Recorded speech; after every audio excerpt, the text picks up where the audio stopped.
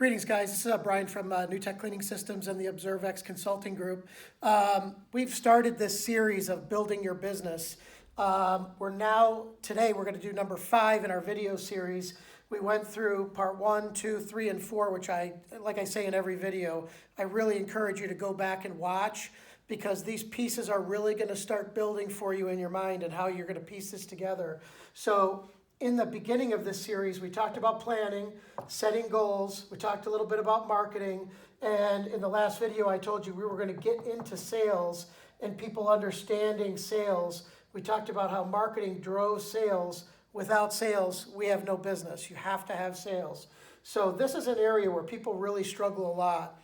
One of the things that I see, not only in our store when the people come in and they talk to me about things, but even out in the field, there's 2 types of people. There's people that are just naturally good communicators. They know how to go out and be socially open.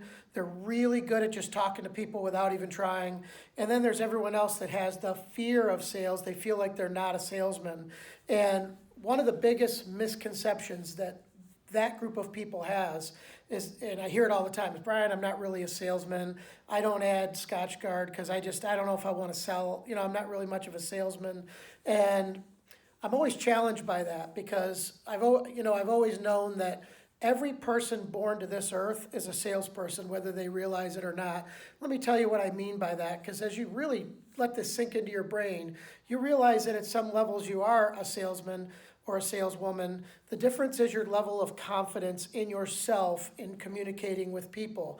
So when we were all little babies and we wanted a cup of milk, what did we do to our mother?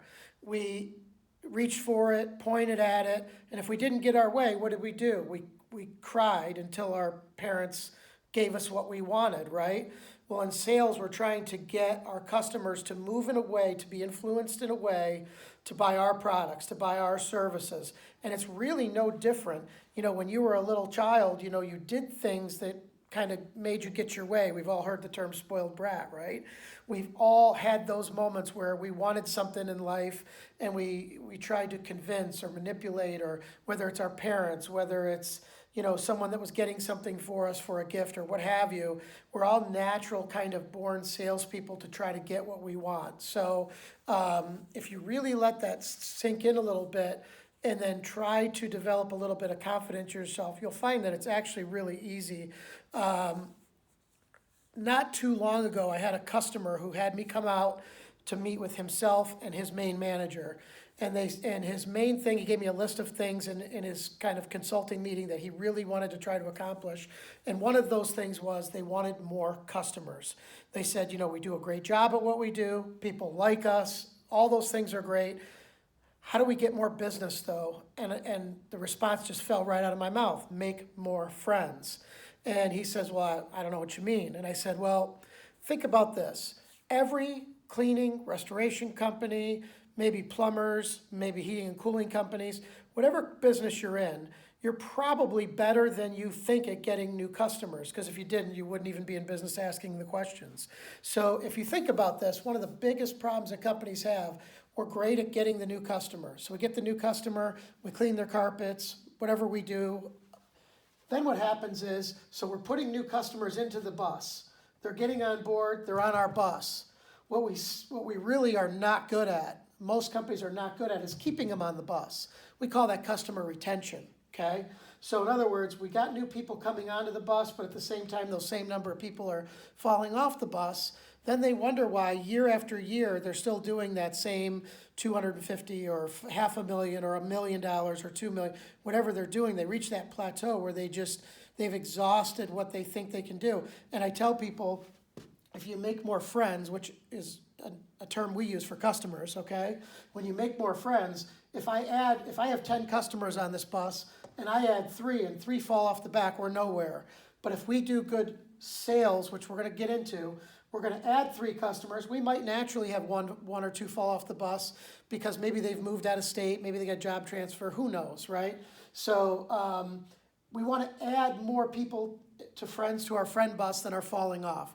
We deem that in our customer retention part of our sales. So as we get into sales, we're going to talk about this. So if you could agree with me that at some level, you're gonna have people in your company that can just talk to anyone that are great, great, great. Then you're gonna have the more shy, more laid back, more conservative person who might be a little bit afraid. And what I would suggest to you is tell them to ask for the sale. Simply sometimes people think of a great salesman as that used car salesman kind of look who can just convince anybody into anything. And I'm here to tell you that's actually the opposite of what people want. Now, that guy might be a good salesman, but usually those guys are what we call gunslingers. They come in hot and heavy and they don't last. When we get a good quality salesperson, I remember many years ago, we had a girl that sold for us. She said all the wrong things. She meant well though, and every single customer could see it in her face. She really genuinely meant well, and they loved her. And they would buy from her and buy from her, and I used to just go, oh my God, I can't believe people even buy from her. But they loved her because of her sincerity. So that conservative person that's a little more shy, people will read that. They will see that they're a little more conservative and they're not a gunslinger or a used car salesman. So that kind of person can actually be a very effective part of your sales team. Now let's talk about that. If you're in a cleaning or restoration business, some of you have a salesperson or a business development person, but most of you don't have what we would deem like a sales team, right? So you ask yourself, well, how do I put these pieces together with sales? Well, if every single person in your company, if you're building the culture of your company to where everyone is a salesperson, not just in themselves, but in one of the prior videos, I talked about cross-selling, and we're going to get into that right now as part of this sales feature of where we're kind of going in our building these blocks and putting them together. So you have people in your company that are probably on the truck, they're your techs, okay? You might have people that are maybe out quoting jobs. You might have people that are estimators. You might have people that are maybe servicing your equipment in the back, the stuff that you're not taking to a service center. You've got all these little pieces in your business. If you had your weekly meetings, which we talked about, setting goals, marketing, and we're going to get into these meetings in a minute, but as you set these sales meetings, you get the culture going in your company. One of the things you're going to do, let me give you the clearest example I can give you. I'm just going to use our own company. That will make it real simple. So at NuTech, the people that are in our repair shop, they're trained to take care of equipment. That's what they do. They wrench on things. They're not up here selling chemicals and doing this and doing that. Their main goal of their day is to fix things and make people real happy, okay?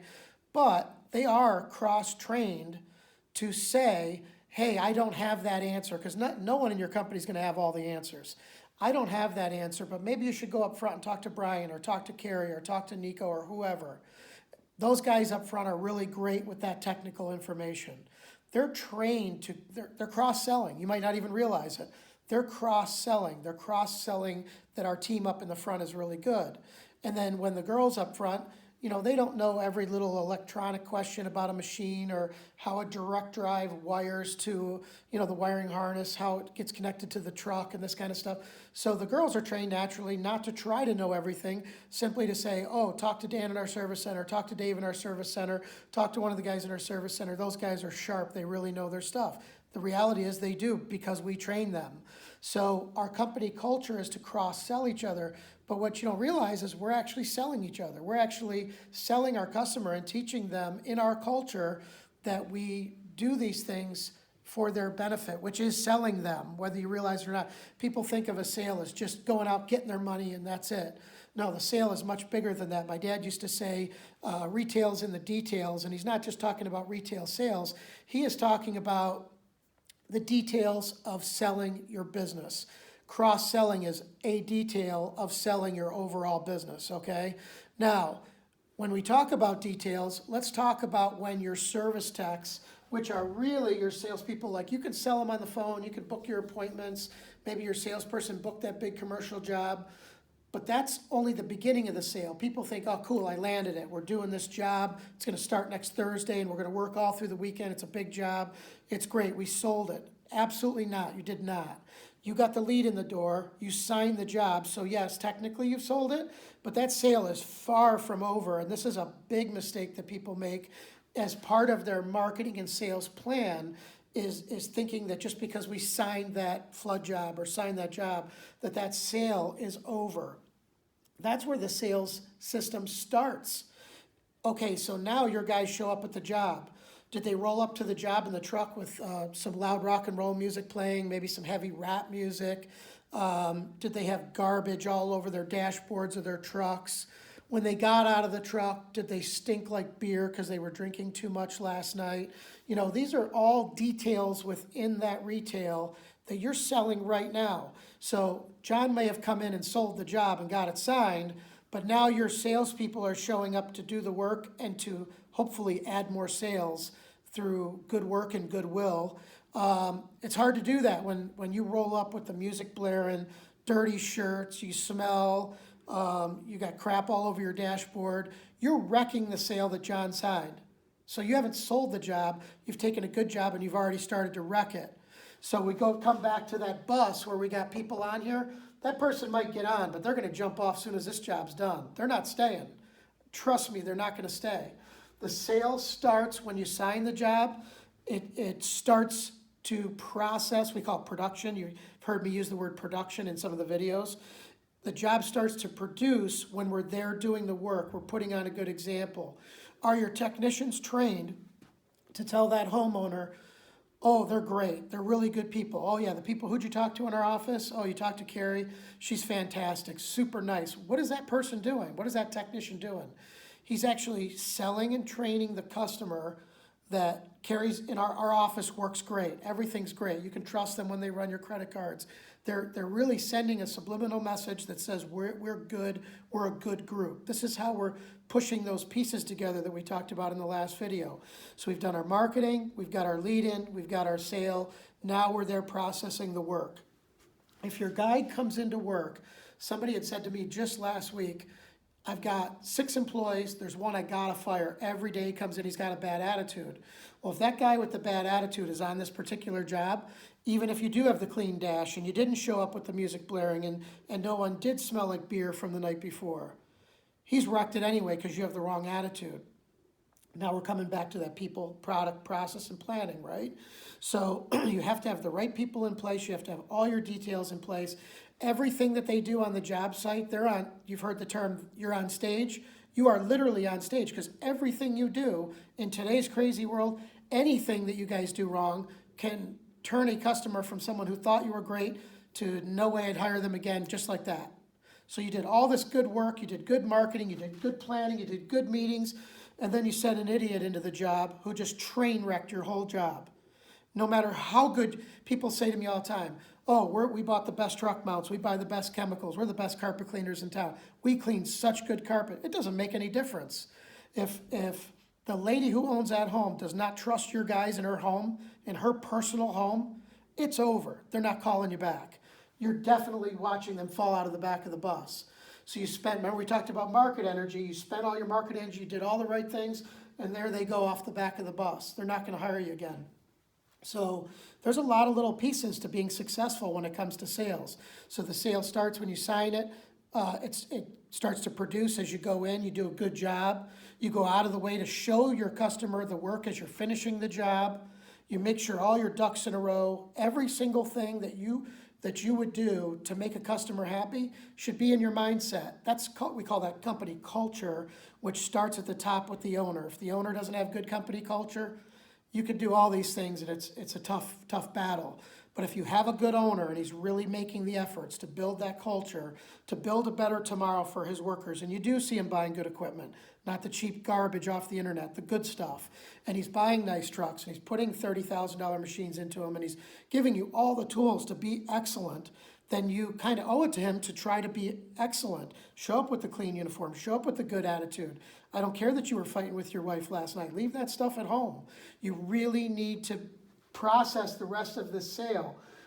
You will be very surprised that when a business owner does well, a good business owner, he will recognize this technician, this person that's kicking butt, doing a good job all the time, and he's going to reward that person. He is. If he has any brains at all, he's going to reward that person. Now, what happens with that really good person is the other 6 or 8 or 10 or 20 technicians you have, they're going to follow this leader because now he's making more. They're going to say, why is he making more than me? You know why? Because he's done all the right things. He's followed all the right details. He fits in with the plan and he gets it. So as you move into these sales and you do these things, as you're leaving that door, that customer is at her or his happiest at we call point of sale. When you're collecting the money for that invoice, that's when they're the happiest. That's the time when you're asking for referrals, thanking them for letting you come into their home or into their business. Those are the times where you really leave your mark and make your mark. Letting them know how much you appreciate them and thanking them for letting you and trusting you in their home or in their business. So in sales, that's where the salespeople come in. And you think to yourself, well, I just have a bunch of carpet cleaners or electricians or plumbers that work for me. It doesn't matter. If you treat them right, you talk to them right, and you have these company meetings constantly that we're going to be talking about really, it's coming up here real quick, having the right people. You see where I'm leading. We talked about sales goals in the previous videos, marketing. Now we're building sales into people. Staffing is what we're going to be talking about next in the next video. Then we're going to talk about management, staff, and meetings that build that culture. We're going to start compressing all these pieces together, again, to drive sales and to make your company a better place for you and everyone who works for that company. So I'm going to stop there. The next video, this was number 5. The number 6 is going to be staffing and employees, and we're going to go into that next. And it's going to be a great discussion, so I look forward to seeing you then. Thanks for watching.